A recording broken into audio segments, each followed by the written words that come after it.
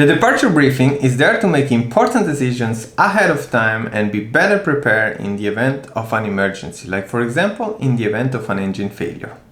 Typically, this type of briefing is done after the run-up, when you are calm and relaxed with your feet still on the ground and have plenty of time to think about the best response to a possible abnormal situation or emergency.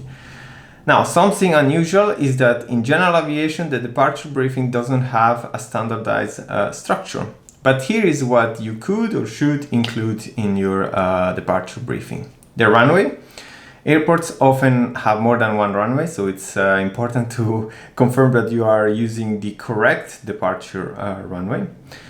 Then I typically review routing and altitude so that once I take off, I have the least amount of decision to take and can simply follow what I decided during the departure briefing. Number 3, speeds. If you don't always fly the same plane or you don't fly regularly, it is very important to clearly state what the VR, the VX and the VY are. And after that, you might also want to talk briefly about the departure weather, gust, crosswind, and things you should take into consideration during the takeoff. And last but not least, a departure briefing cannot be considered complete without defining what to do in case of an abnormal situation or an emergency.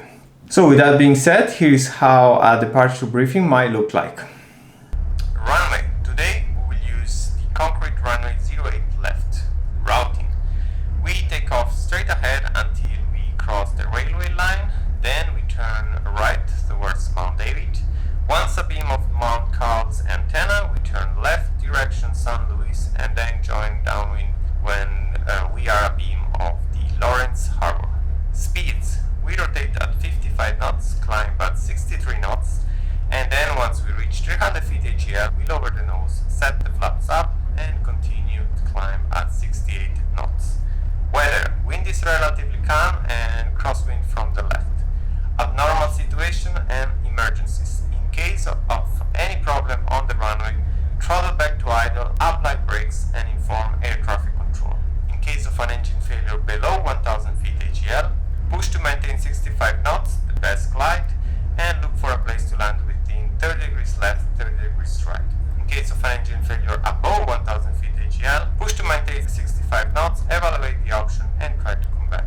So this is how I structure my departure briefing. I encourage you to take this structure and modify it as you need. For more tips about general aviation and flight simulators, make sure to subscribe.